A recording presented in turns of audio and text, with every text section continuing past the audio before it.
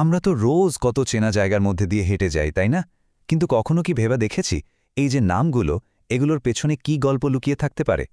আজকের এই আলোচনায় আমরা ঠিক তেমনই একটা সাধারণ নামের আড়ালের অসাধারণ ইতিহাসটা খুঁজে বের করব। প্রশ্নটা খুব সহজ, তাই না? দক্ষিণেশ্বরের একটা ভীষণ ব্যস্ত মোড়ের নাম কেন দোলপিড়ি? কিন্তু এই সাধারণ প্রশ্নের উত্তর খুঁজতে গেলেই দেখবেন আমরা একেবারে ডুব দেব এক হারিয়ে যাওয়ার সময়ে, যা আমাদের শোনাবে সংস্কৃতি, স্থাপত্য আর সামাজিক বিবর্তনের এক দারুণ গল্প। ব্যাপারটা কি জানেন? দোলপিড়ি শব্দটার আসলে দুটো মানে। একটা হলো এর ঐতিহাসিক পরিচয়, মানে দোল উৎসবের জন্য বানানো একটা উঁচু মঞ্চ, আর অন্যটা হলো আজকের দিনের পরিচয়, দক্ষিণেশ্বরের একটা জমজমাট বাজার। আর এই দুটো পরিচয়ের মধ্যেই কিন্তু লুকিয়ে আছে একটা গোটা অঞ্চলের বদলে যাওয়ার গল্প। বেশ, তাহলে চলুন, এই নামের গোড়ায় পৌঁছতে হলে আমাদের একটু ইতিহাসের গভীরে যেতেই হবে। মানে দুলপিড়িকে যদি বুঝতে হয় তাহলে আগে আমাদের জানতে হবে আরিয়াদহ দক্ষিণেশ্বর অঞ্চলের পুরনো কথা। এই যে দেখুন, গঙ্গার ঠিক পূর্ব দিকে প্রাচীন রাঢ় বাংলারই একটা অংশ ছিল এই এলাকাটা। ভাবুন একবার, এখানকার একদম প্রথম দিকের বাসিন্দা কারা ছিলেন? প্রোটো অস্ট্রোলয়েড গোষ্ঠীর মানুষেরা। তাদের হাত ধরেই কিন্তু এখানকার লোকসংস্কৃতির জন্ম। এর অনেক পরে কৃষ্ণনগরের রাজাদের সাহায্যে এখানে ব্রাহ্মণ আর কায়স্থরা এসে থাকতে শুরু করেন, আর তাতে এলাকার সামাজিক ছবিটা অনেকটাই পাল্টে যায়। এই টাইমলাইনটা দেখলে না, পুরো ব্যাপারটা জলের মতো পরিষ্কার হয়ে যাবে। দেখুন কিভাবে শুরু হয়েছিল প্রাচীন লোকসংস্কৃতি দিয়ে, তারপর এলো মধ্যযুগ, শাস্ত্রীয় সংস্কৃতির প্রবেশ হল, এরপর বৈষ্ণব ধর্মের প্রভাবে দোল উৎসবটা খুব গুরুত্বপূর্ণ হয়ে উঠল, আর তারপর ১৯ শতকের সেই নবজাগরণ, আর শেষে আজকের এই ব্যস্ত বাণিজ্যিক কেন্দ্র। প্রত্যেকটা ধাপ, ভাবুন, এই অঞ্চলের পরিচয়কে একটু একটু করে গড়ে তুলেছে। তো চলুন এবার আমরা ঠিক সেই স্থাপত্য আর উৎসবের দিকেই যাই যেখান থেকে দোলপিড়ি নামটা এসছে। এই যে দোলমঞ্চ বা দোলপীঠ, এটা কিন্তু বাংলার মন্দির স্থাপত্যের একটা দারুণ জিনিস ছিল। সাধারণত ৪টে বা ৮টা থামের ওপর তৈরি একটা উঁচু বেদি। উদ্দেশ্যটা খুব সহজ। দোলের দিন রাধাকৃষ্ণের বিগ্রহকে যখন এখানে রাখা হবে, তখন যেন চারপাশের সব ভক্ত সবাই ঠাকুরকে ভালোভাবে দর্শন করতে পারে। অনেক সময় তো এই থামগুলোতে খুব সুন্দর টেরাকোটার কাজও থাকত। কৃষ্ণের জীবনের নানা গল্প ফুটিয়ে তোলা হতো। এই ছবিটা দেখলেই বোঝা যায়, তাই না? ঠিক এই রকম একটা উৎসবের আমেজে ভরে থাকত মন্দিরের চত্বরটা। দোলমঞ্চে ঠাকুরকে ঘিরে এই যে উৎসব, এটা কিন্তু শুধু একটা পুজো আচ্চা ছিল না, এটা ছিল সবার একসঙ্গে মেশার একটা সামাজিক মিলনের জায়গা।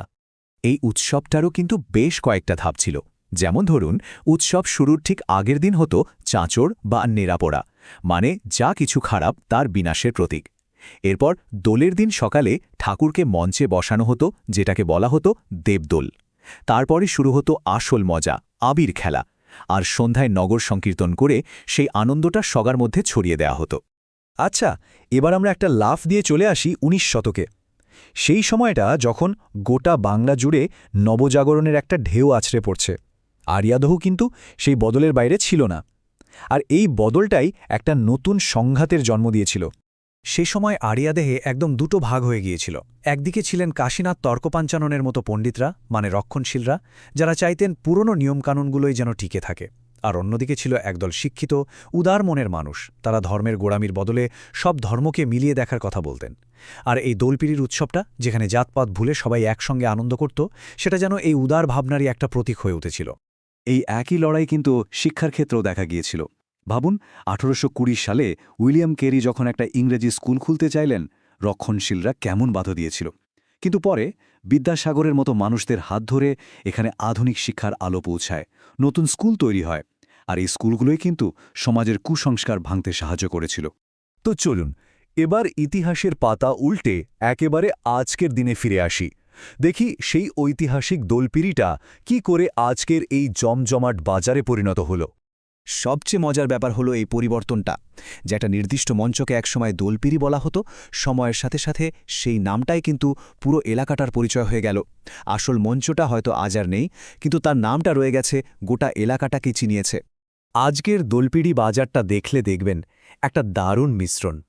একদিকে যেমন ঐতিহ্যবাহী বাদ্যযন্ত্রের দোকান আছে, যা কিনা ওই অঞ্চলের পুরনো সাংগীতিক ধারাটাকে বাঁচিয়ে রেখেছে, তেমনি আবার আধুনিক আয়ুর্বেদিক বা চশমার দোকানও আছে। আর তার পাশেই কিন্তু দোলপিড়ি পূজা মণ্ডপ বা শিব মন্দিরের মতো জায়গাগুলো তাদের ঐতিহাসিক গুরুত্ব নিয়ে দাঁড়িয়ে আছে। এই ছবি দুটো দেখুন, কি দারুণভাবে ব্যাপারটা বোঝা যাচ্ছে। চারপাশে এত দোকানপাট, এত ব্যস্ততা, কিন্তু মূল ঐতিহ্যটা কিন্তু একটুও ফিকে হয়নি।